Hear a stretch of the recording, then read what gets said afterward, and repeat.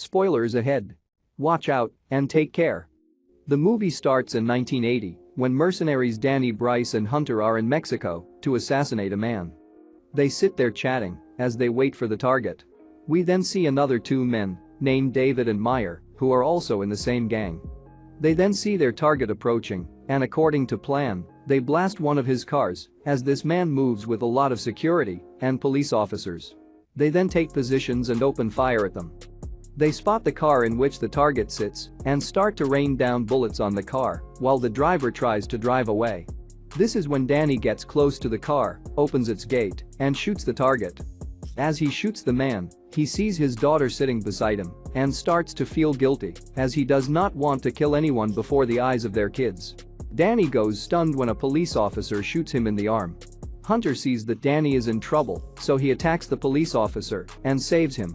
Davis then quickly brings the car, they help Danny get in the car and drive away. But the incident takes a toll on Danny and he decides to leave this business and starts to spend his life away from violence. He returns to his native country, Australia. After a while, he receives a letter in which he sees Hunter's photo and it turns out that Hunter has been caught by a man known as the Agent and is in Oman. Danny straight away goes to Oman to save his buddy. He meets with the agent who reveals that Hunter was supposed to do a job and was paid $6 million for it, but he was unable to finish the job. He failed to kill the 3 targets and so he was captured. Hunter has now been locked up by Sheikh Amr, one of the most powerful men in Oman. The agent goes on to tell Danny that the Sheikh wants him to finish the job because if he does not, they will kill Hunter. Sheikh Amr, a deposed king of a small region of Oman, wants Danny to kill 3 former SAS troopers, Stephen Harris, Warwick Craig, and Simon McCann, because he wants to avenge his sons, as these officers killed his 3 eldest sons during the Dhofar rebellion. The Sheikh tells Danny that he is living his last days and this is his last wish. He tells Danny that he has to make a video of the 3 of them, confessing that they killed the Sheikh's son, and after that, Danny must kill them.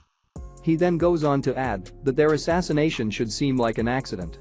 If he is able to pull it off, he will get $6 million and the life of his friend will be spared. Danny agrees to do the job and goes to see Hunter. Hunter is happy to see him and they decide that they are going to get out of there. They even try, but get caught, which is when they see the Sheikh's 4th son, who tells them that they will never be able to get out of there. Danny then goes to see the agent and confronts him, saying that he knew Hunter would not be able to do this job and still he got him trapped in all this, but the agent tells him that it is not his fault. Johnny takes a flight to get started on the mission and recalls the time he spent with his girlfriend Anne before coming here when he was peacefully living with her. Danny goes to see Davies and Meyer, who agree to help him with a share of the money. Danny, however, tells them that he does not need money and that he is doing this just for Hunter. They decide that their first target is going to be Stephen Harris and they go on to find him. They get to know that the man is still in Oman. So, Danny tracks him and one night gets into his house. He knows that he has to make it look like an accident, so he inspects everything in his house, breaks a piece of his bathroom tiles, and keeps it with him. Danny then sends Davies to England to find out the whereabouts of the other 2 people. In England, Davies travels to a pub known to be frequented by British military personnel and questions bar patrons about former SAS members in Oman.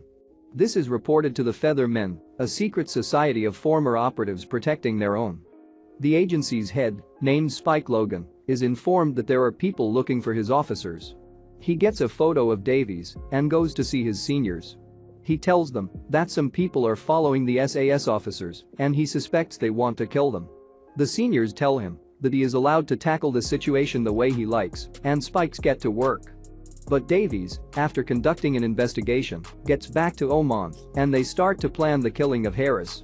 Danny has made a hammer out of that little piece of tile and plans to kill him with it, making it look like Harris slipped in the bathroom and hit his head. As they discuss the plan, a man takes their photos. That man has come from England, following Davies. Danny spots him and attacks him. He, however, jumps into a tunnel and manages to get away. They gain access to Harris's house, pretending to be researchers making a documentary. As they get inside, they put a gun to his head and make him confess that he killed Sheikh's 3 sons.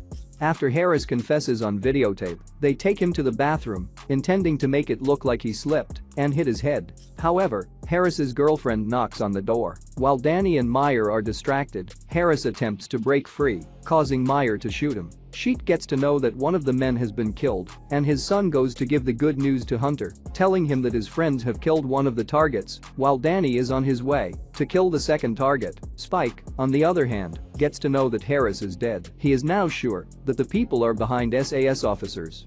He again goes to see his seniors and says that he is sure that the man he spotted is the killer of Harris. He tells them that they are gonna have to be careful from now on. Davies tells Danny that they have gotten the location of the second target named Warwick. It is revealed that he is in a hospital in Australia. As Danny stands in front of the hospital, trying to come up with a plan, Spike is sitting in his car monitoring the situation. Spike sees Danny and understands that he is a target killer. He starts to follow Danny, and Danny also realizes that he is being followed.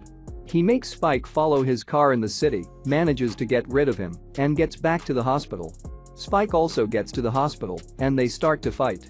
The fight goes on for a long time, and Danny ends up getting the upper hand. As he does, he sounds the emergency alarms in the hospital and gets out of there. He goes to his boys and tells them that they are being followed by a SAS officer. They, however, say that they are still going to follow the plan. Warwick is going to be at a military camp that night. Disguised as a soldier, Danny gets inside the camp and drugs Craig's coffee follows him on the march and makes him confess before the drug sends him into shock to die of hypothermia. Aware that the Feather Men are now following them, Danny decides to use a different tactic to kill their last target, Simon McCann, who is working as a mercenary. Their plan is to set up a fake job interview to lure McCann out of his house and then crash a remote-controlled truck into McCann's car. With the help of the inexperienced Jake, Meyer kills McCann. However, Logan and his men were watching over McCann. A gunfight ensues, and while trying to kill Jake, he accidentally kills Meyer. Danny tells Davies to go underground, and they part ways. Davies stays at a hotel and calls a girl. He is then tracked down by Spike's men and is fatally hit by a truck while trying to escape. Danny returns to Oman and gives the Sheik the last confession, which he has faked. Hunter is released, while Danny heads back to Australia and reunites with Anne. Soon, he is informed by the agent that there is one last man who participated in the Sheik's son's murders and that this man, Ranulph Fiennes, is about to release a book about his experiences in the SAS. Danny sends Anne to France so Hunter can protect her. He, on the other hand, goes to see Sheik's son and tells him that they should not underestimate him because he is very much capable of killing them all. The Sheik's son confirms that Harris was innocent. Hunter then meets Danny and tells him that he will help him finish the job. Danny, however, refuses to take his help and tells him to go back to his family. Hunter then goes to Paris to protect Anne. Spike, meanwhile, traces Danny through the agent and sends a team to protect the author, but Jake distracts them, allowing Danny to shoot Fiennes. He only wounds the man while taking pictures that appear to show him dead.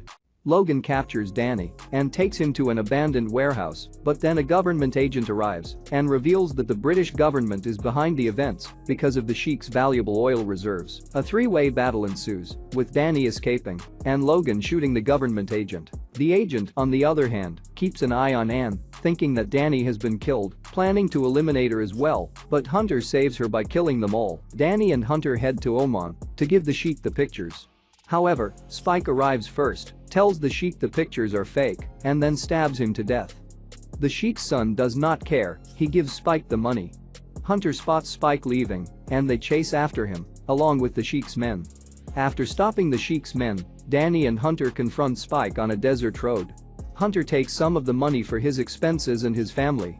They leave the remainder, telling Spike that he will need it to start a new life after killing the government agent and acting against the wishes of the Feather Men and the British government. Danny says that it is over for him and that Spike must make up his own mind about what to do.